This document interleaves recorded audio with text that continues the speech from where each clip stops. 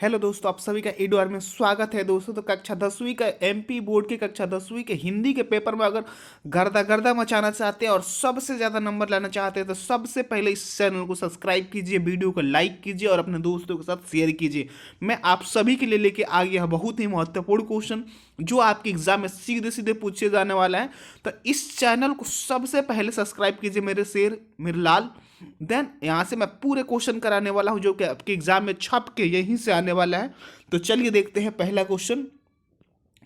तो जो आपका पहला क्वेश्चन है कि ऋतुराज का जन्म सन डैश में हुआ था, तो आपको बताना है कब हुआ था। ये जो आपका ऑप्शन हो जाएगा ये हो जाएगा यानी कि 1940 में। दूसरा जो क्वेश्चन है बहुत ही महत्वपूर्ण क्वेश्चन है, एग्जाम के लिए प्रिपरेशन से बहुत ही महत्वपूर्ण है। कितना प्रमाणिक था उस उनका, तो क्या होगा इसका जो आंसर हो जाएगा वो हो जाएगा ब यानी कि दुख। दूसरा जो है माँ ने कहानी पानी में झांककर अपने चेहरे पर मत डैश क्या है। तो ये जो आपका बहुत ही महत्वपूर्ण क्वेश्चन है, तो इसका जो आंसर हो जाएगा यानी कि स्व हो जाएगा रिझाना। रिझाना हो जाएगा पुल पर पानी सु, सूरत नित निरत ऋतुराज की प्रमुख क्या है।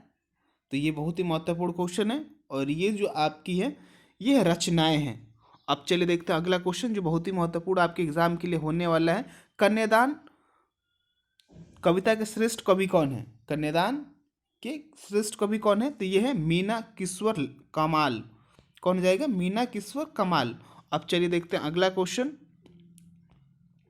तो अगला जो हमारा क्वेश्चन है वो रिक्त स्थानों की पूर्ति करना है। तो देखिए यहाँ पे ऋतुराज की कविताओं में दैनिक जीवन के अनुभव का डैश चित्रण है। क्या चित्रण है? तो ये अर्थात चित्रण है। दूसरा जो क्वेश्चन है कन्यादान कविता में माँ माटी को स्त्री के परंपरागत आदर्श के रूप में डैश क्या दिया गया? हटकर बताया गया।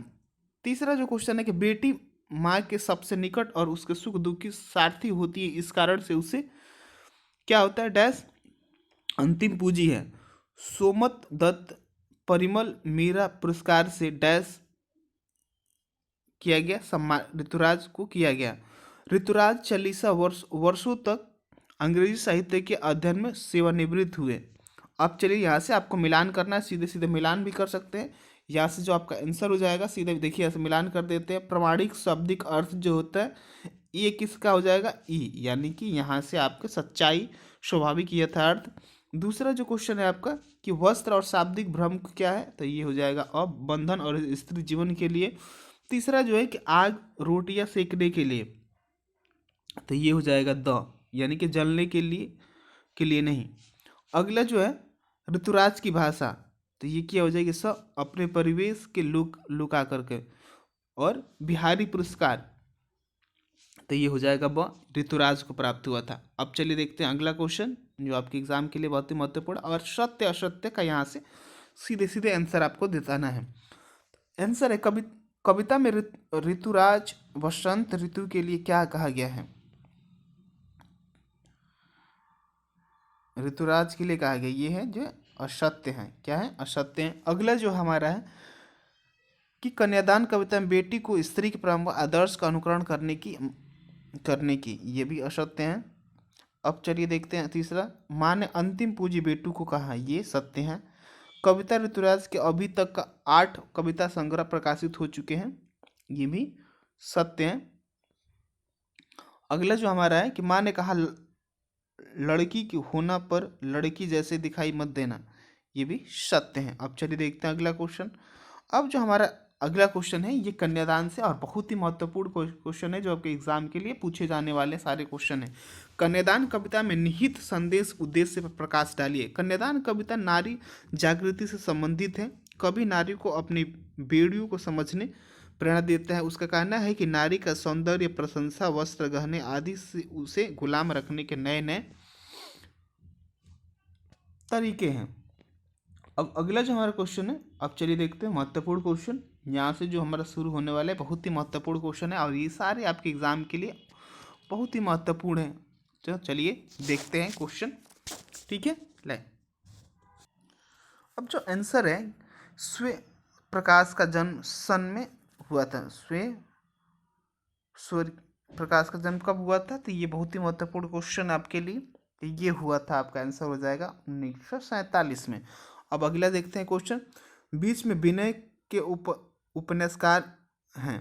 बीच में विनय के उपन्यासकार कौन है? तो ये जो आपके ऑप्शन हो जाएगा फणीश्वर नाथ रेणु हो जाएंगे। बहुत ही महत्वपूर्ण क्वेश्चन। जो अगला क्वेश्चन है कि नेताजी की मूर्तियां तैयार करने वाले मूर्तिकार का नाम था। नेताजी की मूर्ति तैयार करने वाले क्या नाम था? तो ये था मोतीलाल। अब चलिए देखते हैं। फौजी शब्द सुनकर पान वाला क्यों हंस पड़ा? फौजी सुनकर पान वाला क्यों हंस पड़ा? तो ये है शारीरिक बनावट के कारण। शारीरिक बनावट के कारण। अगला जो है कमसीन का शाब्दिक अर्थ है। कमसीन का सुंदर हो जाएगा। ये जो आपका आंसर हो जाएगा सुंदर हो जाएगा। अब चलिए देखते हैं अगला क्वेश्चन जो अब है। यहाँ के रिक्त स्थानों की पूर्ति करना है, जो कि महत्वपूर्ण क्वेश्चन है।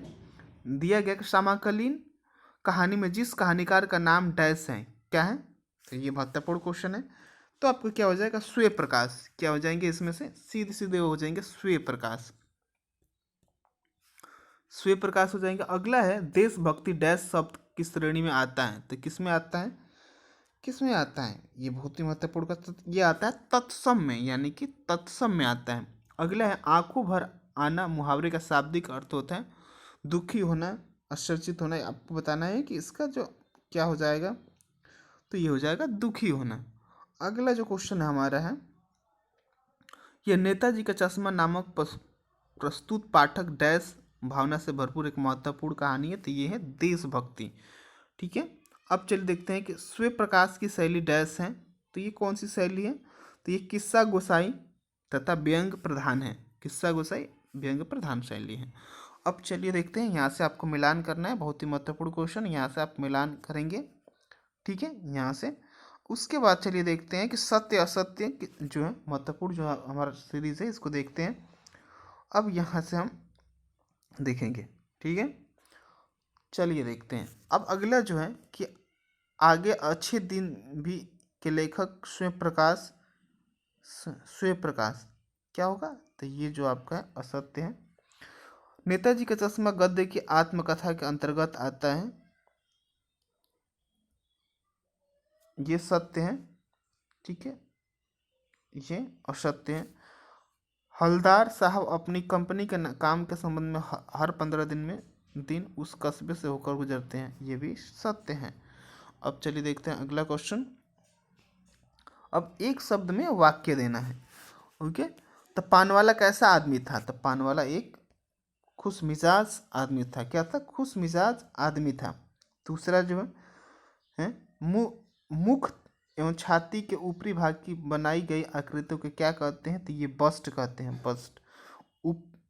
उहापोह का शाब्दिक अर्थ होता है दुविधा। सूर्य प्रकाश किस प्रकार की शैली के लिए जाने जाते थे? किस्सा गोई। ये हो जाएगा। नेताजी के चश्मा पाठक लेखक में क्या संदेश है? देश प्रेम और देशभक्ति। ठीक है, यहाँ से आपके सारे महत्वपूर्ण क्वेश्चन का मैंने आंसर आपको बता दिया। अब चलिए देखते हैं अगला क्वेश्चन। देखिए यहाँ से जो है हमारे पूरे जो है क्वेश्चन के आंसर जो महत्वपूर्ण है कि क्या क्या कैसे किया गया, इसके बारे में देखेंगे। ठीक है, तो यहाँ से आपको सारे क्वेश्चन का आंसर प्राप्त हो सकते हैं। तो अगर आप आने वाले एग्ज़ाम में अच्छे से अच्छे नंबर लेना चाहते हैं तो सबसे पहले इस चैनल को सब्सक्राइब कीजिए, वीडियो को लाइक कीजिए और अपने दोस्तों के साथ शेयर कीजिए। चलिए फिर मिलते हैं नेक्स्ट वीडियो में।